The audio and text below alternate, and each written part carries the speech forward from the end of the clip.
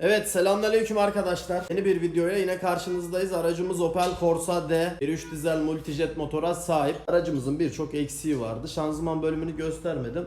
Çünkü uzun bir video olmasını istemiyorum. Çok hızlı, yoğun bir iş akışı olduğu için bunları sizlere genel olarak gösteremiyoruz ama burada sizlere sadece göstermek istediğim baskı balata rulman olduğunu gösterebilirim. Bir diğer parçaları da var. Yani kısmi olarak da koyabilirim. Kısmi videoları var, video parçacıkları var. Bunun dışında araç 1.3 dizel Corsa D, makyajlı kasa değil bu arada, makyajsız olan kasalardan.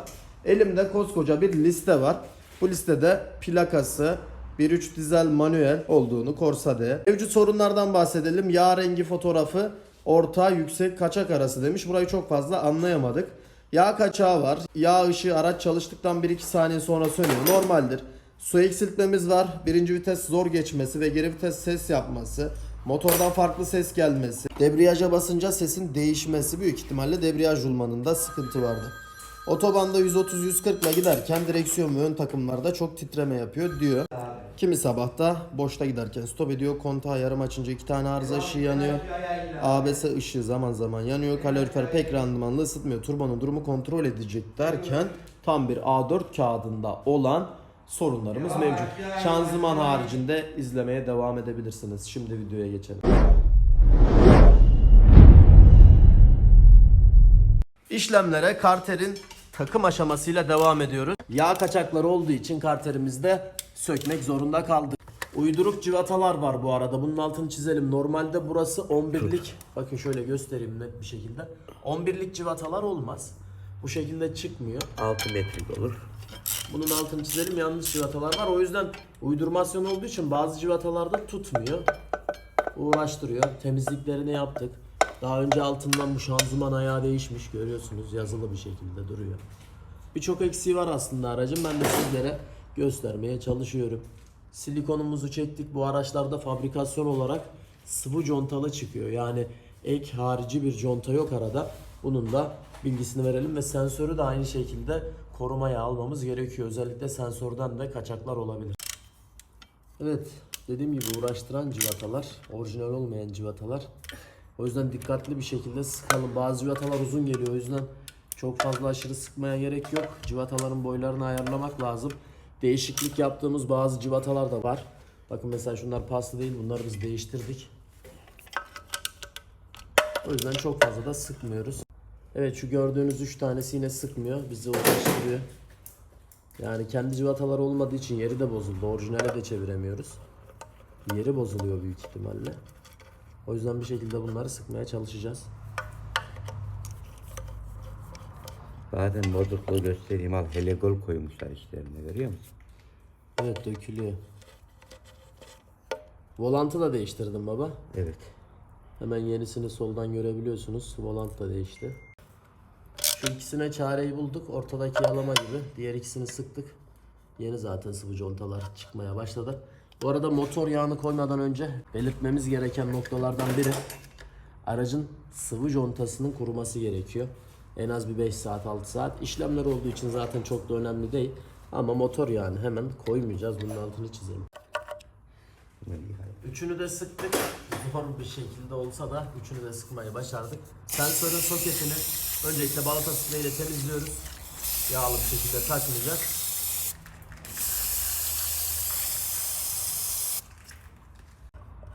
Sensör yerine geçiyor. Tabii sensörün soketini takarken geçtikten sonra sarı pimine basıyoruz ve yerine oturtuyoruz. Şu an tamamıyla arkadaşlar karteri sıkmış bulunuyoruz. Herhangi bir eksiğimiz bir tane var. O da hemen arka taraftan mayda sıkacağız. Bu arada bundan sonra videolarda şanzıman bölümlerinde yeni bir arkadaşımız var. Yeni bir yoldaşımız var arkadaşlar. Nedir? Şanzıman kirkosu. Şanzıman kirkosundan bahsetmek istiyorum. Şanzımanı kaldırırken, indirirken hidrolik bir sistemi var. Buradan bastıkça hidrolik yardımıyla bu gördüğünüz kısım boya göre inip kalkıyor tabii ki. Ama her arabaya uymuyor. Her arabaya uymuyor. Travers, tüm olan araçlarda traversi söküp yapmamız lazım. Sadece ek olarak bilgi vermek istiyorum. Kaldırma kapasitemiz burada 500 kilo. İnik yükseklik 1110 mm, kalkık yükseklik 1940 mm. Ayak genişliği, mil stroku ve ağırlığı da 25 kiloymuş bu şanzıman kirkosunun ve 3 yıl garantisinin de olduğunu söylüyor. Hidrolik sistem bize çok yardımcı olacak. O yüzden şanzıman bölümlerinde bunları da kullanacağız arkadaşlar. Yeni bir yoldaş. Şöyle. Demir ayağımız karter bölümüne gelen şanzıman tarafından giren bir cıvatası var. Şu an onu sıkıyoruz. Evet. Turbo da vardı herhalde bu aracın. Evet bak. Turbo yazıyordu. Turboya yağ kaçağına baksana. Görünüyor evet. Cıvatanın birini sıktıktan sonra yerine geldi ayak. Var. Diğerini de ön taraftan egzoz bölümünden sıkıyoruz.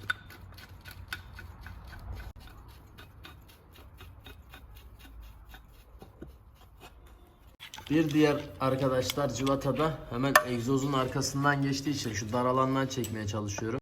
Hemen arkadan da giren bir cıvatamız var. O da hemen karterin arkasından aks bölümünün ortasında bulunuyor. Öncelikle bunların hepsini tutturuyoruz. Daha sonra sıkım işlemlerine geçeceğiz. Tuttuğundan emin oluyoruz.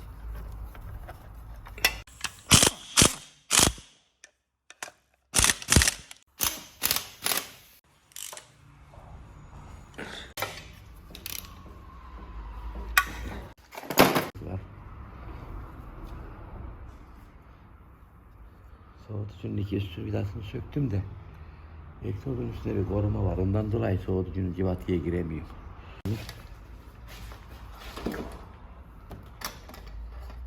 Burada krank kasnağına değinirken su kaçağı var diyordu zaten müşterimiz. Devir daim yeni değişmiş ancak Evet yeni. altındaki antifrizi görebiliyorsunuz. Şu bölüm net bir şekilde görünüyor. Bakın su kaçakları var burada. Evet. Bunu müşterimize iletelim. Yapılacak büyük ihtimalle. Su Kaçağı kaçağı var yapılsın zaten. demiş. Su kaçağı yazıyor vatandaşımız. Dinamo niye öyle baba? Dinamo sanki örümcek bağlanmış gibi duruyor. Yani Marş motoru da çok kötü şarj dinamosu burada. ikinci el kullanılmış. İçlerine baksana şu şuralara bak Onu akanlara. diyorum yani. Şarj dinamasının içi dışı da kötü. Şimdi marşta ikinci el çıkma takılmış. Veya revizyonlu bak. Veya yan sanayi şu marş dinamamız görünebiliyor net bir şekilde.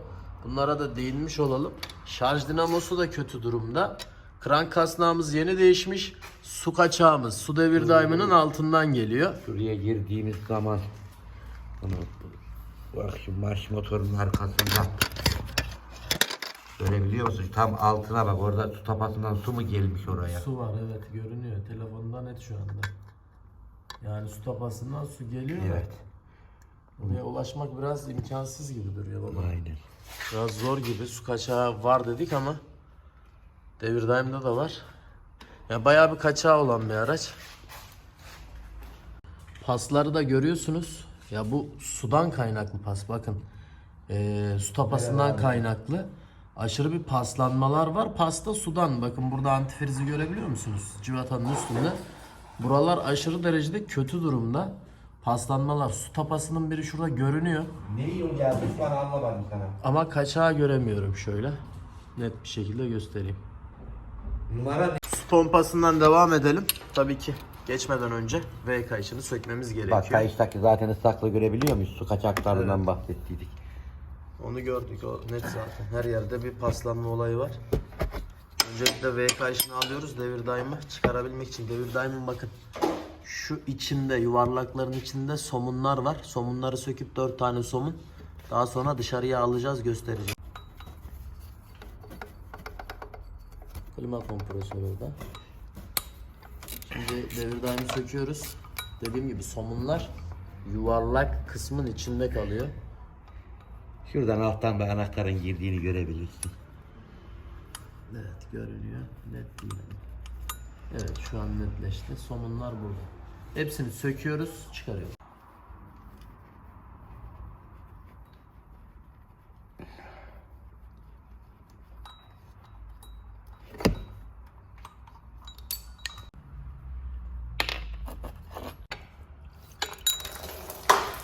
Evet sular akmaya başladı. Antifriz yenilenecek tabii ki. Su devir daimi dışarı çıkaralım bakalım.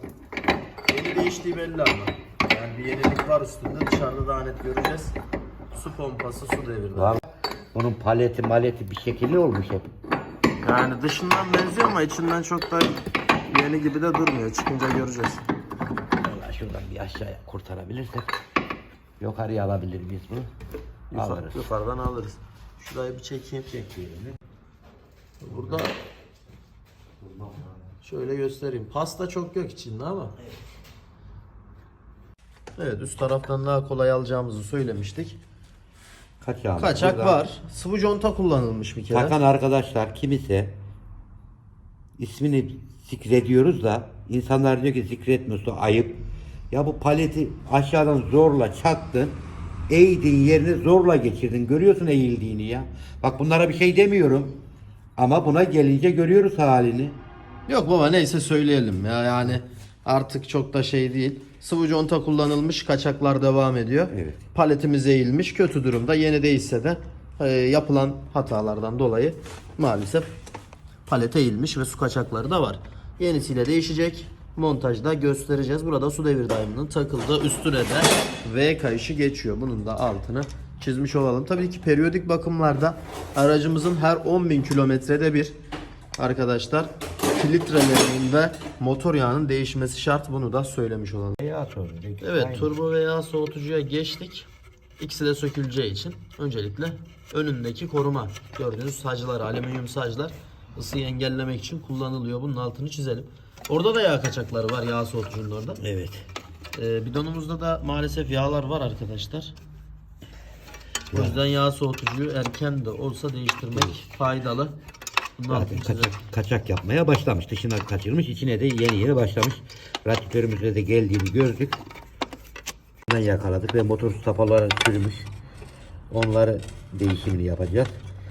Bunlarda 1.3 dizel olduğu için hem arkada motor tapası var hem önde motor tapası var. Yağ soğutucu ve turboyu çıkardığımızda öndeki tapaları kontrol ediyoruz. Kalorifere giden su borumuz var. Onu kontrol ediyoruz. O da çürük çıkabiliyor.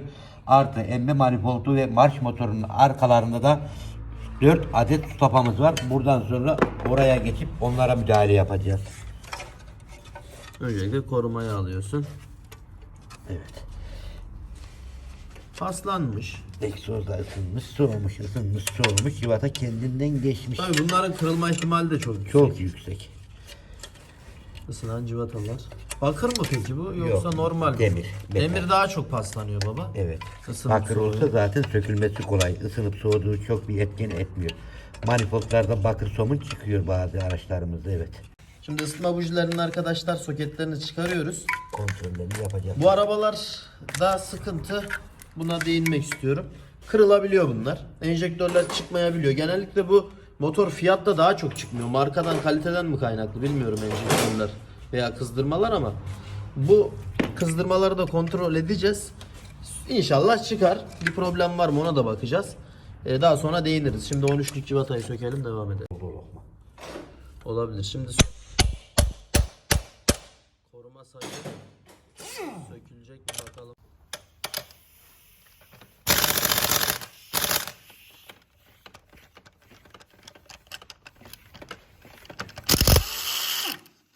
Söktük. De bu nasıl çıkacak buradan yediğini bilir. Bu da uğraştığımız koruma sacı. Bunu da buraya alıyoruz. Hemen Orada geldik. diğer alttaki var. Bak burada bir civatamız var bak. Tam bu arada bak. Evet. Şu. Şu. Evet, görünüyor. Egzozda yine paslanmalar olmuş, normaldir. Paslı gibi görünüm çok normal. Sıcakla, soğukla sürekli haşır neşir olan bir durum. Ateş çıkıyor zaten buradan. Evet. O Ateşin- bahsettiğimiz çürüyen su boruları bunlar bak, 2 tane. Evet, şu Bahsetmiştim ya biraz önce konuda. net bir şekilde görünüyor zaten. Ya su kaçakları bariz bir şekilde, su eksiltmesi var aracın. Yarım kalmıştı. Isıtma bujisi, evet, en son orayı değiniyorduk. Burada görünüyor zaten 4 tane. Bakalım sökülecek mi sökülmeyecek mi? O da bir muamma. Opel biraz sökülme şansı var da fiyatta hiç yok tabii bu. Ama de ki fiyatla Opel aynı mı? Aynı motor. Aynı motorda büyük ihtimalle baba enjektör veya kızdırma bujilerinde şey var. Markasal değişiyor bence. Markasal kalite Birinde değil. sanki boş kullanılıyor enjektör, birinde Delphi diye, yanlış hatırlamıyorsam. O yüzden kaynaklanıyor olabilir.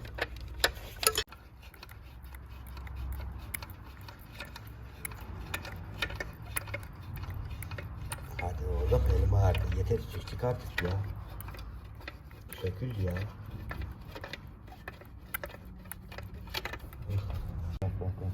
Evet, civatayı söktük.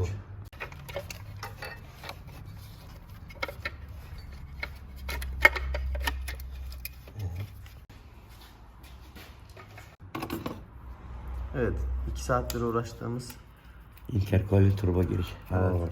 paslandığı için biraz zorladı. Ama söktük. Turbonun Sökmek hemen alt zorundayız, kısmına evet. geliyor.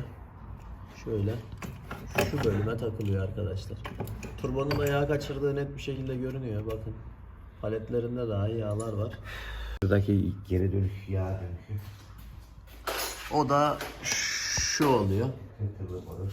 Arka kısımda kalan. Bir şey tutalım da göreyim.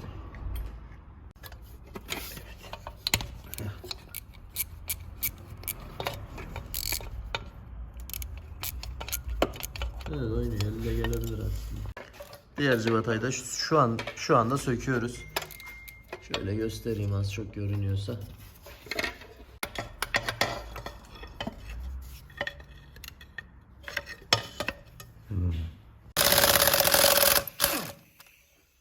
Saplama olarak çıktı.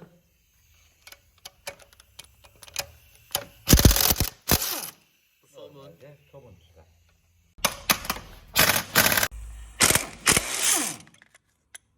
Evet, bu da çıktığına göre alttan boşluğa var. Bakın oynuyor. Sadece üstten bir somunumuz tutuyor, bu yüzden düşmesin diye somunu tutturduk. Turboyla aracın motorunun şu an bağlantısı kalmadı.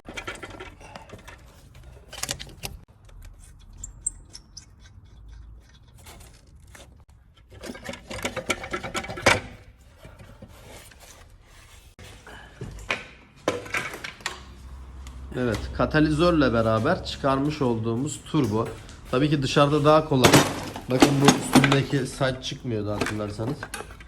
Bu şekilde basit bir şekilde çıkıyor ama tabii ki motorun alanı çok kısıtlı olduğu için, kabortayla motor tampon kısıtlı olduğu için tabii ki çıkaramıyoruz. Turboyu aldık. Turboyu aldıktan sonra boş bir alana eriştik, görüyorsunuz. Yağ soğutucu komple yağ kaçağı içerisinde. Şöyle göstereyim. Yağ soğutucu aynı şekilde değişimine gidiyoruz. Motor su tapaları demiştik hatırlarsanız. Buradaki su tapaları bakınız. Kaçak yok bunlarda. Önde ve arkada olduğunu belirtmiştik. Ön tapalar bunlar. Ama bunda herhangi bir kaçak yok gibi duruyor. Ben göremiyorum. Tamam. Yok, Ama arkadakilerde var. Bayağı bir kaçak vardı. Burada katalizörün bağlandığı nokta neye bağlanıyor? Egzoz manifolduna. Evet, soğutucunun önündeki koruma sacını tutan bir tors, 2 tane hatta cıvata var. Bundan kaynaklı burayı sökmemiz lazım. Daha sonra soğutucunun cıvatalarına erişeceğiz. Söktüm ben onları söktüm. Üstleri söktüm zaten. Onları söktüm. Üstü söktük o zaman bir şey kalmadı. Bir tane son civatamız kaldı. Bu hem sadece tutuyor hem de soğutucuyu tutuyor. Şundan sökebilir miyiz orada? Sökülebilir ama dar bir alan mı? Artık biri takmasa orucumu bozacak. Ağzıma akıyor. Evet.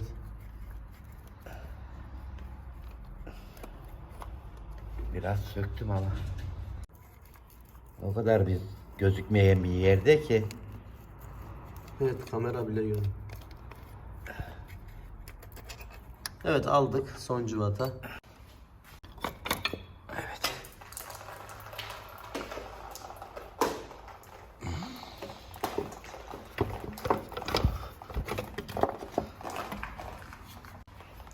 Evet, yağ soğutucu dediğimiz parça bu. Önemli parçalardan biri. Gördüğünüz üzere çok kötü durumda. Hem su hem de yağ var bunda. Evet akıyor zaten, bakalım buradan görüyoruz. Ya bunun görevi yağ soğutucu. Yani ne diyor? Yağın soğumasında yardımcı. Radyatörde soğuyan su yağ soğutucusuna geliyor. Sıcak olan yağı soğutuyor. Tabii ki burada yağ sıcaklığı çok önemli. Kötü yağlar biliyorsunuz aşırı sıcağa dayanmayabiliyor. Kaliteli yağ da kullanmak çok önemli o yüzden. Bunun da altını çizelim. Buradan da yağ soğutucunun contasının çıktığını göstereyim. Tabii yerini de göstermem lazım. Evet. Buraya yağ soğutucunun bastığı nokta. Soğutucu alınca tapalarımız meydana çıktı mı? Şu gözükmeyen olan. Bak bakayım sağlıklı mı? İyi baba. Evet. Öndeki tapalarda bir problemimiz Arkadakilerde gözükmüyor. sıkıntı var. Evet. Turbo burada. Turbomuz katalizörle bağlantısı olan. Aslında manifolta yani motora ekstra bir hava basıncıyla güç veriyor. Turbonun görevi bu. Göbeği var, genellikle göbeğindeki oynamalar, Evet. yağ kaçakları, yağ basma gibi olaylar önemli derecede. Bakın buradan zaten yağ kaçaklarını görebiliyoruz. Turbo çok önemli bir göreve sahip. Şimdi katalizörden ayırıyoruz.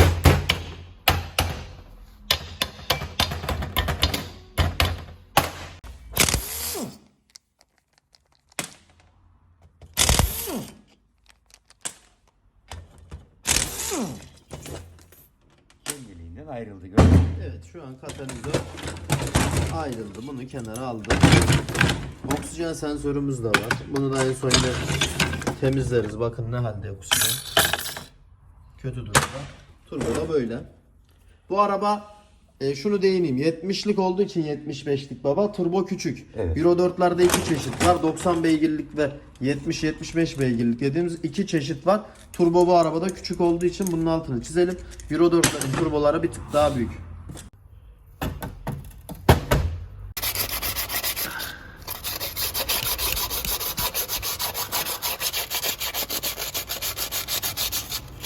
Yüzey temizliği önemli.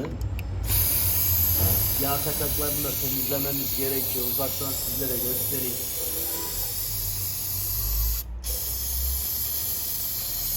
Buralar contaların bastığı noktalar olduğu için yağ kaçağı olma ihtimali yüksek. O yüzden temizliyoruz. Burada soğutucunun da yenisini çekmiş olalım. Alttan da çekeriz. Kapaktan zaten anlaşılıyor. Buradan da görebiliriz. Şu an dışarıdaki bakın buradan soğutucu komple değişti. Geldin mi? Katalizörü koydum. Evet. Turboyu koydum. Turbo. Oksijen sensörünü yukarı çekeceğim. Şimdi egzoz borusunu takıyorum. Buradan. Turboyu çıkarmak için sökmüşük. Bu yarık bak ta buradaki noktayla birleşecek. Böyle.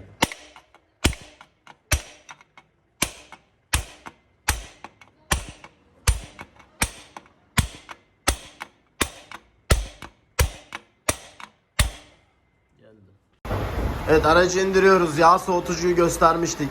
Turbonun takıldığını gösterdik. Alt takım işlemleri var. Ayrıca bugün ikinci gün, hatta üçüncü gün aracın. Üçüncü, şanzıman da vardı. Üçüncü gün. Yağ karterini göstermiştik. Burası bakın, fren diskleri çok kötü durumdaydı. Askı rotlarımız da var. Takır tukur seslerimiz var. Bunları keseceğiz. Devam edeceğiz. Turboyu taktığımızı şöyle belirtelim. Turbocudan geldi arkadaşlar. Yağ soğutucumuzun yenisini göstermiştik. Zaten belli ediyor kendini. Tabi sol tarafta su devir daiminin sular olduğunu görüyorsunuz. Daha takılmadı. Arkada da su tapalarımız var. Su tapalarını da takacağız. Orijinal olarak su tapası da burada. Hepsi 4 taneydi. 2 tane daha var. Evet, şimdi ikililer somunları görüyorsunuz. Bunları yeniledik. Saplama olduğu için. Eski ses abi. Sıktın mı oğlum, kırılır ya. Saplamayı da tekrar değiştiriyoruz. Civata takacağız. Neden? Çünkü saplamada yorulmuş. Artık özelliğini yitirmiş. Sıkmıyor arkadaşlar. Kırılmasını da istemediğimiz için zorlamadık. Bunun altını çizelim. 2 somun yenilendi. Bir tane civata takacağız.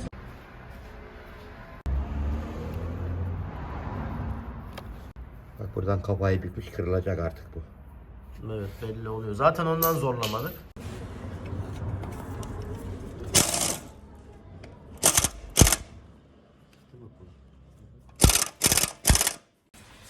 Koruma sacımız vardı hatırlarsanız. Diğer zor çıkanı taktım baba. Evet. Oksijenin oradakini. Aynen, onun üzerine montaj edip turboyla birlikte. Motor Ayağımız. Egzoz manifoldumuzun üzerinin koruma sacıyla birlikte buraya sıkıyoruz. Motor indireceğimiz zaman buradan halat bağlayıp motoru almamız için askıdır bu.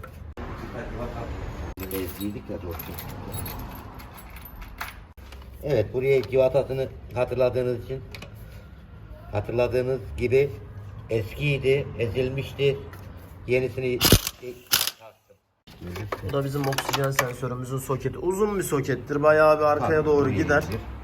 O yüzden bunu alttan kurtarıyoruz herhangi bir sıkışma olmasın diye. Turbonun üstünde gördüğüm kadarıyla baba bir rekor girişimiz var. Bu rekor önemli ve özel bir rekor aslında. 2 tane pulu var. Altlı üstlü olmak üzere. Çok önemlidir. Çok önemli. Yağ kaçırır yoksa. Bu da bizim bakın hem alta hem üste geliyor. Tabii bunun şu an kötü durumda. Temizliğini de gerçekleştireceğiz.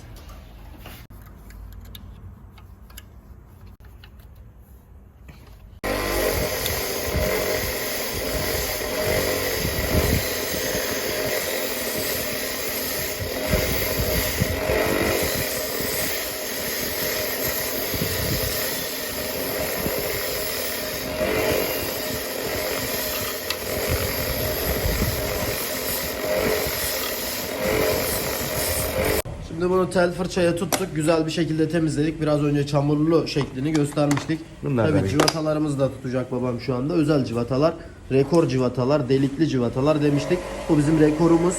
Hasta olduğum için arkadaşlar sesim biraz kötü geliyor olabilir. O yüzden bunun için özür diliyorum ve videoya devam ediyoruz.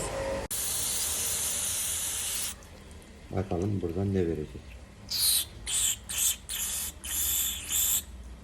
Çeliğin nasip olduğuna emin olalım.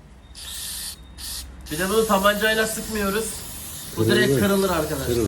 Puluna dikkat ediyoruz. Vidamızı koyduk. Bir adet daha pul koyduk. Şurayı da kısmi olarak göstereyim. Çok fazla çekemeyeceğim burayı. Civataları tutturup rekoru sıkacağız. Biraz önce bahsettiğim gibi kesinlikle buna tabanca vesaire basmıyoruz. Narin ve hassas bir şekilde sıktık. Bu yeterlidir arkadaşlar.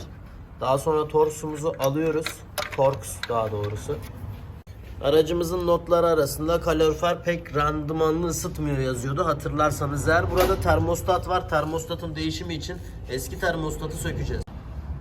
Termostata gelen Ege'nin hortumu balon gibi şişmiş. Patlamaya o kadar yakın ki görebiliyor muyuz? Şişliğini. Ve Evet. buradan da artık çürümeye başlamış. İçinde ne halde olduğunu görelim. Balon gibi olmuş. Eskisi ve yenisi orada. Termostat bölümünün bastığı nokta temizledik, zımparaladık. Termostatı takarken kesinlikle sıvı conta işlemi yapmıyoruz. Kendinin zaten contası var. Bunun altını çizeyim. Bu bölüm çok dar olduğu için termostat takma bölümünü göstermeyeceğim. Bir de Egeren'in borusu var. Onun yenisiyle değişecek. Bunları gösteremiyorum ama sizlere buradan detaylı olarak söküm aşamasını göstermiş olalım. Termostat bölümünü bitireceğiz ama burada civata yoktu. Civatayı bizim taktığımızı söyleyelim. Eksik olan noktaları değindiğimiz gibi tamamladığımız noktaları da söylemek istiyorum. Burada civata yoktu. Bu turbonun borusu herhalde baba. Uzun turbo borusu. Evet. Aşağı kadar gidiyor interpole kadar. Akü yerine koyuyor. Akü yeri konuluyor. Akü yerinden sonra devam ediyoruz. Bazı araçlarda mesela direkt akü plastiği konulmuyor arkadaşlar. Altında bir demir ayak oluyor. Onu monte ediyorsun. Daha sonra demir ayaktan sonra plastiği üstüne monte ediyorsun. Bu aracımızda direkt şase diyebiliriz. Yani sabit bir noktaya sabitliyoruz. Civatalarımız var 13'lük. Taktıktan sonra aküsünü koyacağız. Yani böyle civatalarımız. Evet 13'lük dediğimiz gibi. Standart Opel civataları. Akü markamız neydi usta? Var. Varta'ydı galiba. Evet. Varta akümüz var. Gerçekten kaliteli bir akü. Yani tavsiye edilir yani usta. Kalitesi tartışılmaz. Varta, Tudor bunlar mutlu diyebiliriz. Mutlu da gelir aynen. Ama Türkiye'de en iyisi ama Varta. dışarıdan dış ülkelere bakarsan Tudor. Varta ve Tudor. Evet.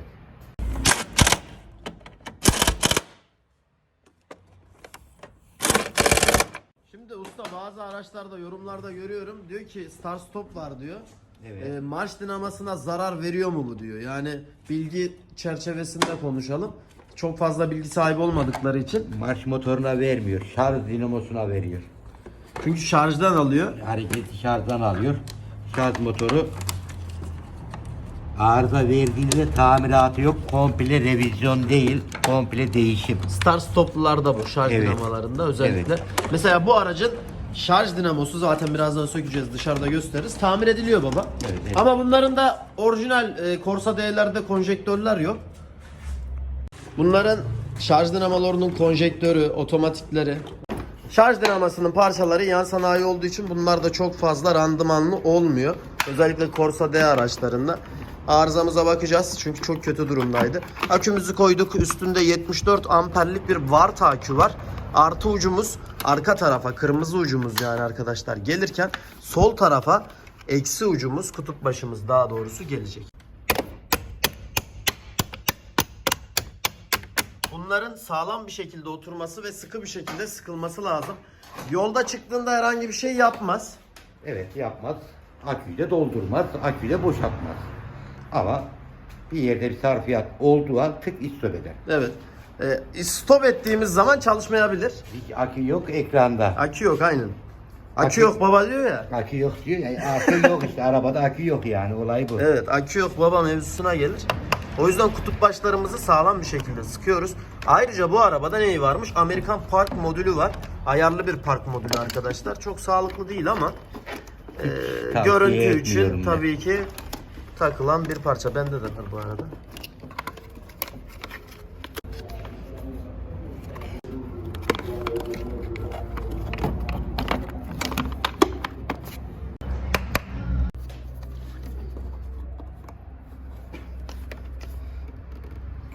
Evet, aracı tekrar kaldırdık. Elimde görmüş olduğunuz orijinal bir parça su pompası, su devir daimi. Bunu takacağız. Bunun orijinal olması, soğutma sıvısının özellikle arkadaşlar soğutucularının parçaları kaliteli ve kaliteli olması önemli. Tabii ki birinci sınıf yan sanayiler de var. Çok kötü çan çinçon olmayanları takabilirsiniz. Conta yerinde mi? Contanın yerinde olmasına dikkat edelim. Contanın görevi su kaçağı. Devir daimin görevi de, bak bu ne diyor? Bura ne? Pervane. Bu rüzgar mı üfürüyor bana? Suyun içinde olunca su üfürecek. Yani motordaki suyu radyatörden termostattan bloktan tekrar buraya gelecek, motor blokuyla silindirlerin arasını gezerek tekrar buradan radyatöre geçecek. Yani önde soğuyan suyumuzu sıcakla yer değiştirecek sürekli. Değindiğimiz balon hortumu da değiştirdik. Egeren'in su hortumu içi de bayağı bir paslanmıştı. Bu artık çöp. Herhangi bir ilaveten sıvı conta sürmedik. Şu an üstten tutuyorum ben. Babam alttan tutturmaya çalışacak. Şöyle sizlere de göstereyim.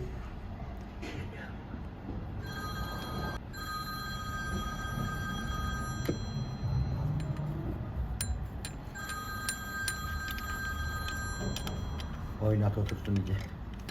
Oturdu gibi baba. Tamam.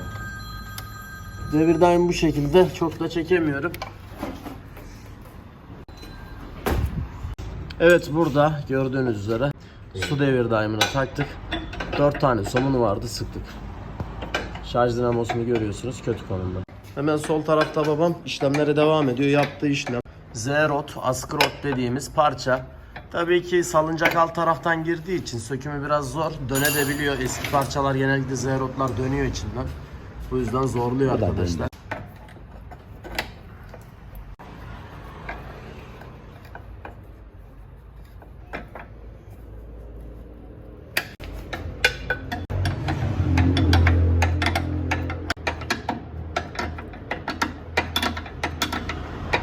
Dönmüyor değil mi içinden? Dönmüyor, yavaş yavaş sökülüyor. Üst tarafı boşta, zaten sökmüştük. Z-Rod çok önemli parçalardan biri.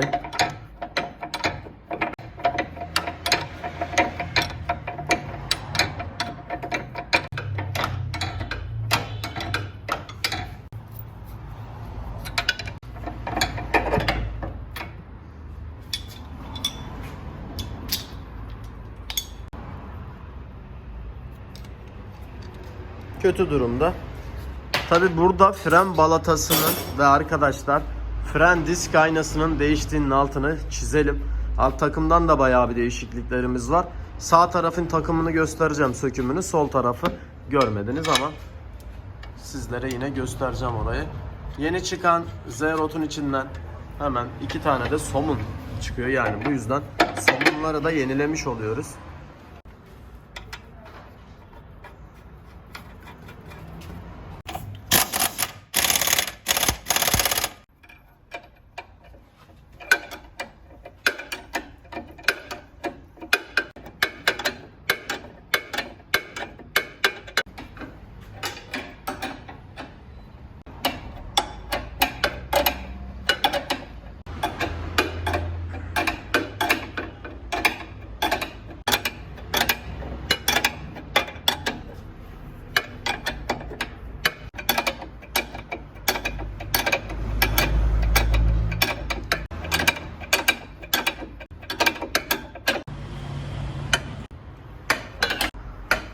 Hemen sağ tarafa geçtiğimizde fren merkezini çıkardık. Üst konumda duruyor. Tabii ki fren diskimizi tutan 2 tane Torxluk civatalarımız var. Şanzıman için bu somunlar sökülmüştü. Tabii ki bir işimiz yok. Bunların tekrar sıkımını gerçekleştirdik. Arka tarafta yine değişmesi gereken bir Z-rot var. Amasör kulesine bağlanırken bir diğeri de viraj demir tarafına bağlanıyor. Hemen disk bölümünü sökelim.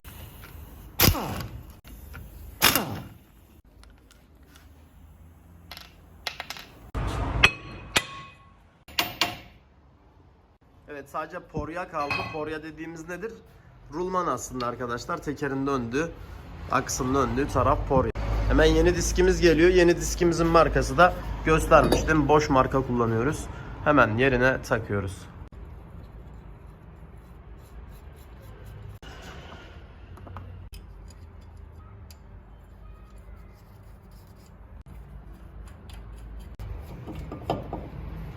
Tabancanın en düşük ayarı.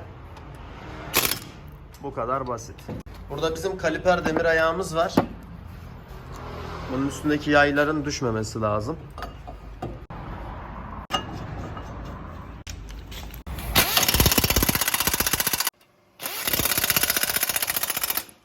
Fren balatalarımızın yenisi.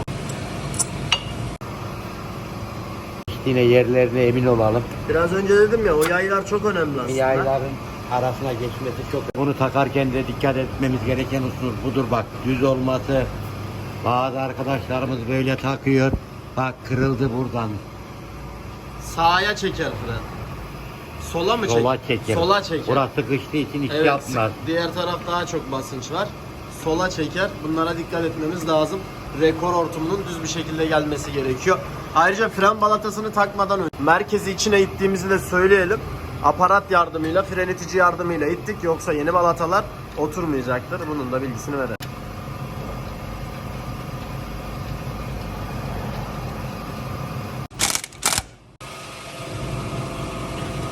Ben şuradan girdim. Umarım görünüyordur. Önce şarjdan başladın. Marşın elektriği. Ana elektriği mi o? Evet. Marşı söktüm, sıra şarjda. O şey mi oluyor yani usta? Kutup başının artısı mı oluyor? Aynen öyle oluyor. Kutup başının artısı. Gelmedi. Marş motorumuzun söküm işlemlerine yine devam ediyoruz. Kontak ucu elektriğini söküyorum. Düştü. Benim boyum ne? Bu marşa bastığımız kontak ucu arkadaşlar. Bu kablo anahtarı çevirdiğimiz uç.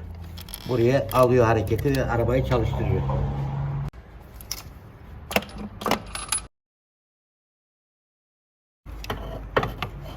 Vallahi kim usta. Marşı söktük. Evet. Artık ulaştık. Evet. Dediğimiz su tapası bakın buradan. Paslanmalara yol açan parça. Evet. 3 kuruşluk arkadaşlar. Buyurun. Tapa yani. Bu yana. O görünüyor zaten. Tamam. Tamam baba. Şimdi buraları kapatmadan önce su tapasını değiştirdiğimizi şöyle size göstereyim. Zaten altındaki paslardan net bir şekilde anlaşılıyor. Basbayağı bir şekilde aşağı doğru akmış. Tabii marş dinamamız tekrar gelecek. Marşın bakımı yapılıyor. Bunun yanı sıra şanzımanın üst bölümünde. Yani marşın arkadaşlar bir civatası, alyan civatasından bahsediyorum. Şu muhafazanın içerisinde bak bir delik var arkada, görebilirsiniz. Çok sıkıntılı bir nokta, çok hassas ve dikkatli olmak lazım. Şanzımanın içine civata düşebilir, alyan düşebilir. Düşme ihtimali çok yüksek. Bu yüzden buna dikkat etmemiz lazım. Bunu da belirteyim. Çok önemli noktalardan biri. Değişen su tapamız burada. Burada bir işimiz kalmadı. Bakımı yapıldıktan sonra marş dinaması da takılacak. Buradan da yine göstereyim size. Su pompamız da değişmişti. Evet, Corsa aracını bitirdik. Şöyle sizlere bir göstereyim arkadaşlar. Antifriz, motor yağı, mazot filtresi, periyodik bakımları yapıldı. Bunun dışında tüm işlemleri az çok gösterdik. Şanzımandan girdik. Sol taraftan çıktık. Turbo, yağ soğutucu. 1.3 dizel Euro 4 70-75'lik olan arkadaşlar aracımız Corsa D. Bitirdik. Sizlere göstermek istiyorum. Çalışmasını bir dinleyin.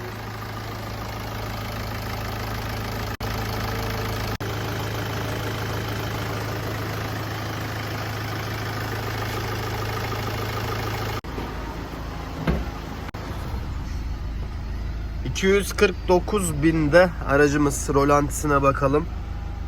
Normal standart, herhangi bir dalgalanma gibi vesaire bir durum yok. Şanzıman bölümüne müdahale edildi. Arıza ışığımız vesaire yanmıyor. Şu an için her şey normal. Aracı tabii ki çalıştırmadan, sizlere göstermeden önce testlerini yaptık. Alt korumasını taktık. Korumasından sonra aracı bilgisayara bağladık. Tüm arızaları, kayda geçmiş arızaları da sildik. Aracın kilometre bilgisi 249.821, yani olmuş 170 kilometre sonra falan aracımız 250.000 olacak. Hayırlı uğurlu olsun diyelim. Araçta yaklaşık 2008 model civarlarında bir yılı olması lazım. Bunun da bilgisini verdikten sonra tüm bilgileri verdik. İyi seyirler, iyi eğlenceler. Tabi bu arada kanala abone olmayı, bizleri desteklemeyi unutmayın. Birçok arkadaşımız var. Kanala yorum yapıp hepsine cevap vermeye çalışıyorum ama elimden geldiğince yoğunluk çerçevesinde video çekimlerinde maalesef yazamıyoruz ama Instagram üzerinden ulaşabilirsiniz arkadaşlar. Bundan sonraki videolarda görüşmek dileğiyle. Hoşçakalın.